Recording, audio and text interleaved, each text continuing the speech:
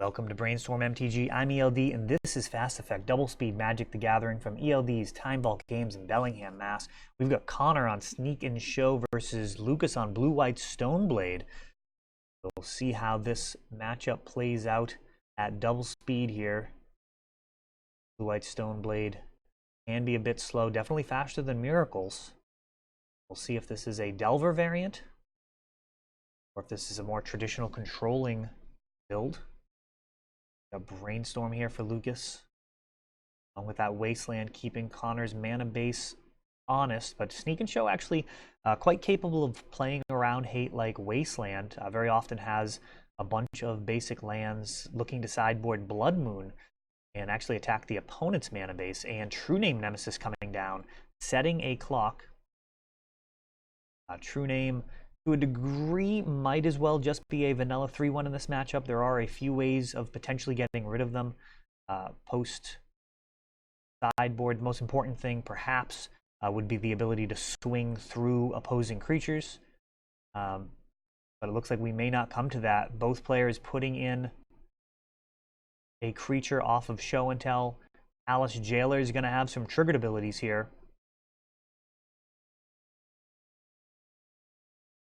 And Lucas says, look at me, I'm the Monarch now. He will be drawing 2 cards per turn. Connor's going to be discarding, going to attempt to go for it again next turn. Expect 5 life, chipping off his total. So 2 swings will get him very close to death, but not dead. So Ancient Tomb and fetch lands, not going to be ideal. Going to be looking for Lotus Petals and City of Traders. And we see there Ancient Tombs going into the bin. And perhaps some Force of Wills. Those look like invocation cards, so maybe forces. Paying an extra point of life, not going to be ideal here, seeing as how he's got 5 damage to contend with. Stoneforge could be good here to cut the clock down. Really, any creature will make next turn lethal, barring some type of blocker. Connor can make some very large blockers if things go his way.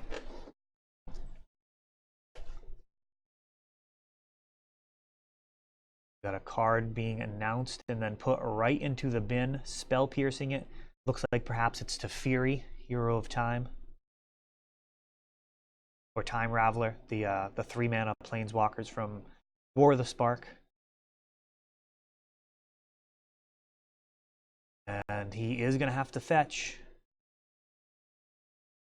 Would be a nice time for a sneak attack. Perhaps Show and Tell for sneak attack.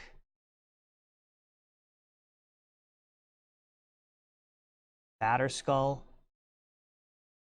And now here comes Emrakul.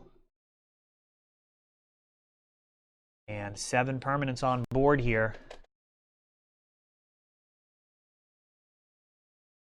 Germ, the Batterskull, and the entire mana base going into the bin. True Name sticking around. I'm not sure.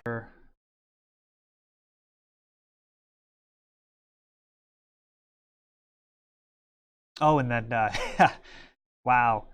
Connor actually becoming the Monarch there, connecting with Emrakul. Lost it for a second. Absolutely brutal. Little added bonus of clearing your opponent's entire board with Emrakul as you get your Gristlebrand back. Not bad.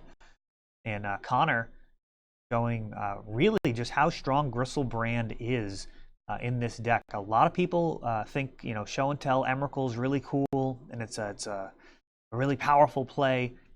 It's like playing D, if that, in this deck. So much will beat Show and Tell Emrakul. That's the type of hand that you're hoping for when you have to like mull to like 4 mana, like an early Show and Tell Emrakul. You're like, oh, hopefully it gets there. But you almost always have better options with this deck when it's actually working. I guess I would contend that Show and Tell in Emrakul is actually the worst thing that the deck can do when it's functioning. I mean, you can just flounder, like not actually do anything, do a bunch of cantrips, go nowhere. But in terms of like actually making a forward progress toward winning the game, yeah, I think that's probably the worst that it can do. Maybe like I guess like committing a Jace versus a deck that has like creatures, trying to win with a singleton Jace when they've got creatures is obviously garbage too. But I mean, for the most part, Emrakul, Gristlebrand, we saw there that Gristlebrand got answered with the Palace Jailer, but the cards that he drew were not answered. That's just too much of an advantage. And, Connor, of course, able to leverage those extra cards into trying to go for the combo a second time, able to get it done. Lucas totally devoid of counters there, notably. Pretty unfortunate for a blue deck. I really almost played out like Death and Taxes. I really didn't have much, to control the stack with. Perhaps this time, oh, there we go, Force of Will at the front of the hand. Gonna feel a little bit safer this game. See if he can force a game 3. Ponder setting up some card selection. See if Lucas is able to commit some type of pressure.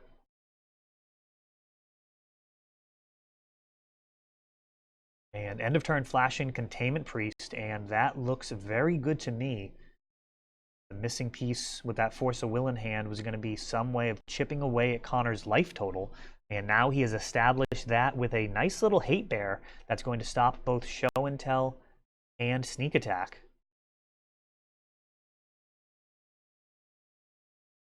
Now it will not stop Omniscience, which is worth noting. Omniscience has really changed the complexion of this type of matchup. Any type of white strategies used to have just a pretty favorable matchup versus Sneak and Show, but Omniscience does change the complexion. Tough to say who's favored in this matchup. Vendilion Click, also a very good card versus Sneak and Show, and we've got a couple of Flusterstorms and some monsters here. Click, turning this into a 4-turn clock. Going to be able to swing for 5 each turn.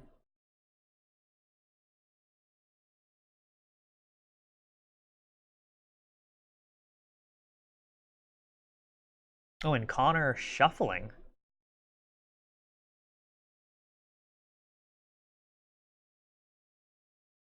Did he shuffle, or did he just put a...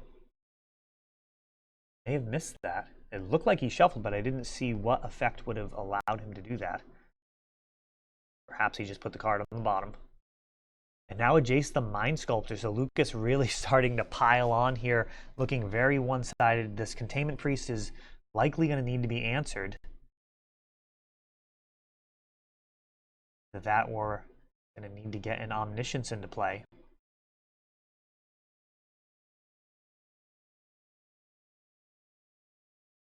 A Crater Maker. A Braid killing Vendilion Click. So the faster clock elected for removal. Perhaps Connor's expecting Omniscience. 3 mana, and now a Narset. A very difficult card to deal with all of those cantrips. Effectively shut off by Narset. Connor's just going to need to have it.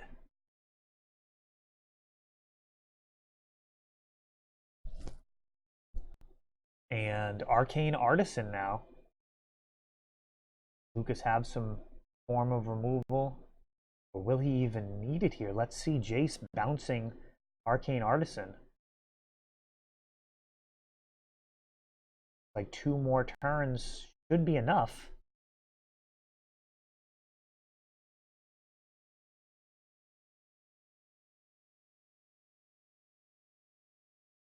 Spend his turns just casting Arcane Artisan for the next 2 turns.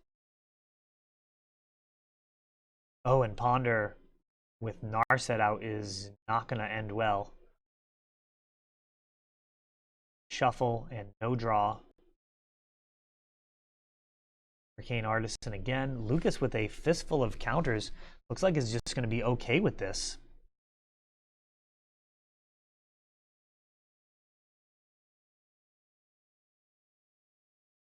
Down to 6. End of turn Batterskull going to turn this into a lethal strike on Lucas's next turn. Batterskull, Germ Token. Connor packing that in. So Lucas forcing a game 3 with just a very lopsided draw there. Felt like he had everything he needed. He had the counter spell, no clock, then immediately Containment Priest, Vendilion Click, and just start the beatings. Connor's life total quickly eroding. And then, of course, Jace and Narset teaming up, Super Friends style, to prevent Connor from getting back into that game. Connor now with the play, though.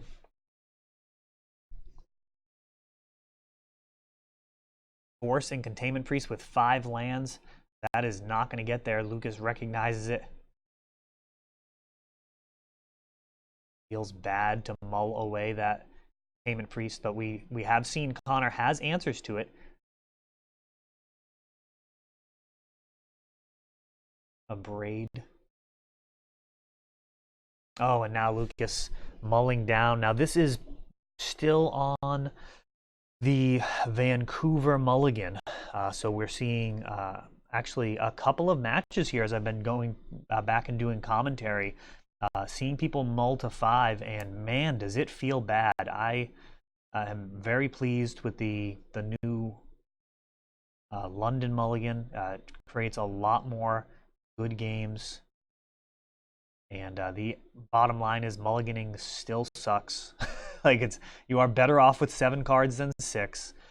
You know, all things being equal, but they're not all equal. You know, there are definitely hands of 7 that just aren't going to cut it. And, you know, the ability to prevent that from really dictating the entire result of the match is just really strong. And so far has not been a problem.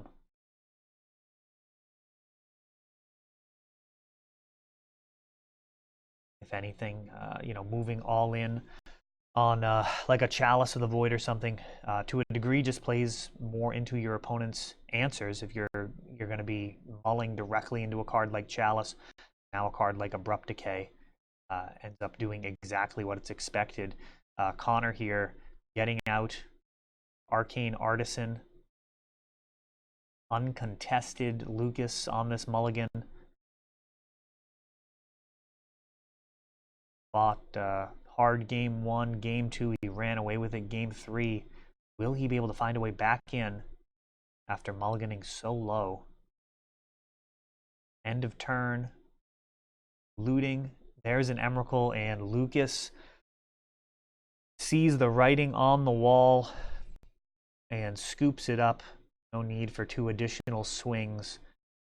Connor taking it down on the back of Arcane Artisan there in game number 3. That is all for this one, but don't worry, there is a lot more. What brings you guys in? You can check out our older videos, and we're always putting out new videos from ELD's Time Vault Games in Bellingham, Massachusetts. If you want to help the channel, of course, you can like, subscribe, share, tap that notification bell so you can know the next time our new videos come out. Thanks for watching.